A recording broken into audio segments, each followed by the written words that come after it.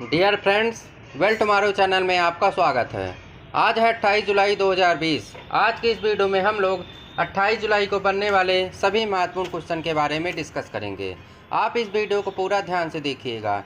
इस वीडियो के PDF file को आप डिस्क्रिप्शन बॉक्स में जा करके फ्री में डाउनलोड भी कर सकते हैं। तो चलिए हम वीडियो को स्टार्ट करते हैं। आज का पहला क्वेश्चन है, प्रधानमंत्री नरेंद्र मोदी ने जलापूर्ति परियोजनाओं की आधारशिला किस राज्य में रखी है? असम, मणिपुर, नई दिल्ली, बिहार।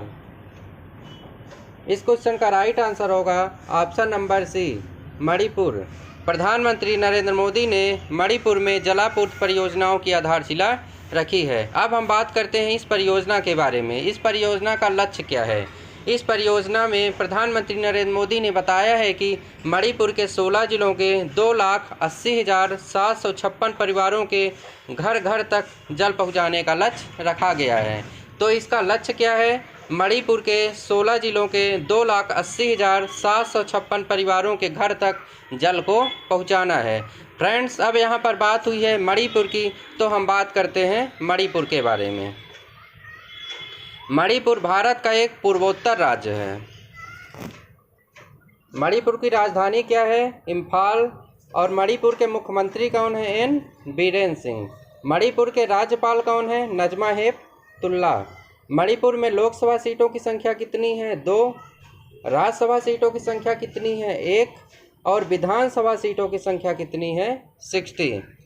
नेक्स्ट पॉइंट है, मणिपुर में केबुल लामजाओ राष्ट्रीय उद्यान है। तो केबुल लामजाओ राष्ट्रीय उद्यान कहाँ है? मणिपुर में। और यह राष्ट्रीय उद्यान विश्व का इकलौता तैरता हुआ राष्ट्रीय उद्यान है। तो आपसे एग्जाम में पूछा जाता है केबुल लामजाओ राष्ट्रीय उद्यान कहाँ पर है? मणिपुर में है। और यह भी पूछा जाता है कि मणिपुर कैसा उद्यान है? तो यह तैरता हुआ राष्ट्रीय उद्यान है। नेक्स्ट पॉइंट है, मणिपुर में ही लोकटक झील स्थित है। तो लोकटक झील कहाँ पर है? मणिपुर में। चलिए हम देखते हैं आज का अगला क्वेश्चन। नेक्स्ट क्वेश्चन है, जुलाई 2020 में पूर्वी क्षेत्र के सचिव कौन नियुक्त हुए हैं? जतिन सिंह, सुमित देव, रीवा गांगुली दास, दीपक सिंह। इस क्वेश्चन का राइट आंसर होगा ऑप्शन नंबर सी, जुलाई 2020 में पूर्वी क्षेत्र के सचिव रीवा गांगुली दास जी को नियुक्त किया गया है। अब हम आपको बताते हैं रीवा गांगुली दास के बारे में। रीवा गांगुली दास 1986 बैच की IFS अधिकारी हैं। तो यह कौन सी अधिकारी थी? IFS अधिकारी। और वह विजय सिंह ठाकुर का स्थान लेंगी। मतलब इस पद पर पूर्व में कौन था? विजय सिंह ठाकुर। चलिए हम देखते हैं आज का अगला क्वेश्चन। नेक्स्ट क्वेश्चन है, भारतीय नौसेना का सबसे बड़ा सौर ऊर्जा संयंत्र कहाँ स्थापित किया जा रहा है? दिल्ली, बिहार, इजिमाला, गुजरात।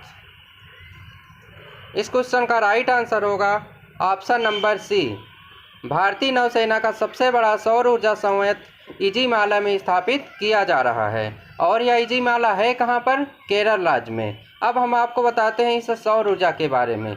इस सौर ऊर्जा में जितने भी संयंत्र का यूज किया जाएगा वह सभी स्वदेशी रूप से तैयार किए जाएंगे। कहने का मतलब ये है कि यह पूर्ण रूप से भारत में निर्मित होगा। विदेशों से इसमें कोई भी सामान नहीं यूज किया जाएगा। अब यहाँ पर बात हुई है भारतीय नौसेना की, तो हम बात करते हैं भारतीय नौसेना के बारे में। भारतीय नौसेना का हेडक्वार्टर कहाँ पर है? नई दिल्ली में। भारतीय नौसेना दिवस कब मनाया जाता है? 4 दिसंबर को। और नौसेना के अध्यक्ष कौन है? एडमिरल करमबीर सिंह। तो नौसेना दिवस कब मनाया जाता है? 4 दिसंबर को। और नौसेना के अध्यक्ष कौन है? एडमिरल करमबीर सिंह। चलिए हम देखते हैं आज का अगला क्वेश्चन। नेक्स्ट क्वेश्चन है, किस देश ने अपना पहला मंगल मिशन तियानवेन-1 सफलतापूर्वक लॉन्च किया है? चीन, अमेरिका, रूस, ब्राज़ील। इस क्वेश्चन का राइट आंसर होगा ऑप्शन नंबर ए, चीन। चीन ने अपना पहला मंगल मिशन लॉन्च किया है जिसका नाम है तियानवेन-1। अब हम आपको बताते हैं इस मंगल मिशन के बारे में। चीन ने बताया है कि यह अंतरिक्ष यान करीब 7 महीने की यात्रा के बाद फरवरी 2021 में मंगल ग्रह के गुरुत्वाकर्षण वाले इलाके में प्रवेश करेगा। तो यह गुरुत्वाकर्षण वाले इलाके में कब प्रवेश करेगा? फरवरी 2021 में। यानी कि यह मंगल ग्रह की सतह पर पहुंचेगा फरवरी 2021 में। और कितने महीने में पहुंचेगा? 7 महीने की यात्रा करने के बाद पहुंचेगा। अब इसका लक्ष्य क्या है, हम आपको इसके लक्ष्य के बारे में बताते हैं। इस मिशन का लक्ष्य है मंगल ग्रह की सतह पर जिन जगहों पर बर्फ़ है उसका पता लगाना, यानी कि जिन जगह पर बर्फ़ है उसका पता लगाया जाएगा। इसके साथ ही साथ मंगल ग्रह की सतह के बारे में पता लगाना, वहाँ की जलवायु के बारे में पता करना और वहाँ की इन्वायरमेंट के बारे में पता करना है। तो इस मिशन का लक्ष्य क्या क्या है? बर्फ़ का पता लगाना, सतह की संरचना के बारे में जानना, जलवायु के बारे में पता करना और वहाँ का क्लाइमेट कैसा है, वहाँ की इन्वायरमेंट कैसी है, इन सभी के बारे में जानकारी प्रदान करना है। और यह मंगल मिशन फरवरी 2021 में पहुँचेगा। अब यहाँ पर बात हुई है चाइना की, तो हम बात करते हैं चाइना के बारे में। चाइना कहाँ पर स्थित है? एशिया महाद्वीप में स्थित है। चीन की राजधानी क्या है? बीजिंग। चीन की करेंसी क्या है? रेन मिनबी। चीन के राष्ट्रपति कौन है? Xi Jinping. चीन जनसंख्या की दृष्टि से विश्व में सबसे पहले स्थान पर है। यह पॉइंट इम्पोर्टेंट है। जनसंख्या की दृष्टि से विश्व में पहले स्थान पर कौन है? चाइना। नेक्स्ट पॉइंट है, चीन और भारत के बीच इंटरनेशनल बॉर्डर लाइन है जिसका नाम है मैकमोहन रेखा। एग्जाम में यह पूछा जाता है मैकमोहन रेखा किन देशों के बीच में है, तो किन देशों के बीच में है? भारत और चीन के बीच में। चलिए हम देखते हैं आज का अगला क्वेश्चन। नेक्स्ट क्वेश्चन है, मोहम्मद शाहीन इकबाल को किस देश का नौसेना प्रमुख नियुक्त किया गया है? रूस, इंग्लैंड, बांग्लादेश, यूएई। इस क्वेश्चन का राइट आंसर होगा option number C, Bangladesh. Mohammad Shaheen Iqbal को बांग्लादेश का नौसेना प्रमुख नियुक्त किया गया है। अब इनको नियुक्त किया गया है बांग्लादेश का नौसेना, तो हम बात करते हैं बांग्लादेश के बारे में। बांग्लादेश की राजधानी क्या है? ढाका। बांग्लादेश की करेंसी क्या है? टका। बांग्लादेश के राष्ट्रपति कौन है? अब्दुल हामिद। बांग्लादेश के प्रधानमंत्री कौन है? शेख हसीना। और बांग्लादेश में गंगा नदी को पद्मा के नाम से जाना जाता है। यह पॉइंट भी इम्पोर्टेंट है, आपसे पूछा जाता है गंगा नदी को बांग्लादेश में क्या कहते हैं, तो क्या कहते हैं? पद्मा। चलिए हम देखते हैं अगला क्वेश्चन। नेक्स्ट क्वेश्चन है, हाल ही में कारगिल विजय दिवस कब मनाया गया? 24 जुलाई, 25 जुलाई, 26 जुलाई, 27 जुलाई। इस क्वेश्चन का राइट आंसर होगा ऑप्शन नंबर सी, 26 जुलाई। अभी हाल ही में 26 जुलाई को कारगिल विजय दिवस मनाया गया है। अब यह बात आती है कि आखिर यह दिवस मनाया क्यों जाता है, तो हम आपको बताते हैं कि इंडिया और पाकिस्तान के बीच कारगिल युद्ध हुआ था। कब हुआ था? 1999 में। तो इंडिया और पाकिस्तान के बीच 1999 में कारगिल का युद्ध हुआ था, जो कि 60 दिन तक चला था। कितने दिन चला? 60 दिन। तो इस युद्ध में जो जवान शहीद हो गए थे उनके सम्मान में यह कारगिल दिवस मनाया जाता है। तो कारगिल दिवस मनाया क्यों जाता है? क्योंकि 1999 को इंडिया और पाकिस्तान के बीच एक युद्ध हुआ था जो कि 60 दिन तक चला था। इस युद्ध में जितने जवान शहीद हुए थे उनके सम्मान में कारगिल विजय दिवस प्रतिवर्ष 26 जुलाई को मनाया जाता है। चलिए हम देखते हैं आज का अगला क्वेश्चन। नेक्स्ट क्वेश्चन है, हाल ही में जारी इंटरनेट स्पीड रैंकिंग में भारत कौन से स्थान पर रहा है? 127, 129, 128, 130। इस क्वेश्चन का राइट आंसर होगा ऑप्शन नंबर बी, 129। अभी हाल ही में इंटरनेट स्पीड रैंकिंग की एक लिस्ट जारी हुई है जिसमें भारत की पोजीशन कितना है? 129। नेक्स्ट क्वेश्चन है, ISS समझौते पर हस्ताक्षर करने वाला 87वां देश कौन सा बना है? तुर्की, म्यांमार, मलेशिया, निकारागुआ। इस क्वेश्चन का राइट आंसर होगा ऑप्शन नंबर डी, ISS समझौते पर हस्ताक्षर करने वाला 87 नंबर का देश कौन सा बना है? निकारागुआ। अब यहाँ पर बात हुई है ISA की, तो हम बात करते हैं ISA के बारे में। ISA का फुल फॉर्म होता है इंटरनेशनल सोलर अलायंस, अंतर्राष्ट्रीय सौर गठबंधन।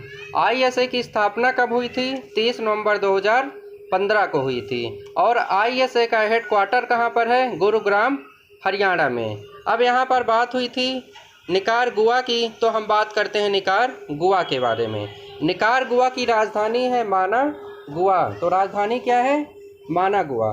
राष्ट्रपति कौन है यहाँ के? Daniel Ortega.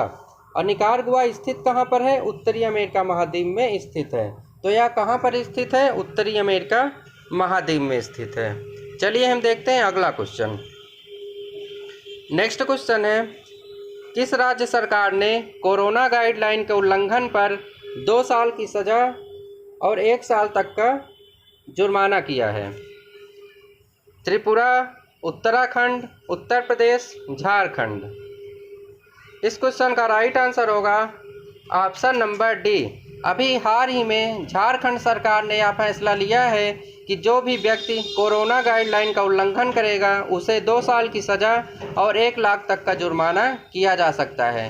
कोरोना के बढ़ते हुए संक्रमण को रोकने के लिए झारखंड राज्य ने यह फैसला लिया है। झारखंड में देखा जा रहा था कि वहाँ के लोग सरकार की गाइडलाइंस का पालन नहीं कर रहे थे, तो उसी को देखते हुए सरकार ने यह बहुत बड़ा फैसला लिया है जिससे कोरोना पर नियंत्रण पाया जा सके। अब यहाँ पर बात हुई थी झारखंड की, तो हम बात करते हैं झारखंड के बारे में। झारखंड की स्थापना 15 नवंबर 2000 को हुई थी और झारखंड की राजधानी कहाँ पर है? रांची।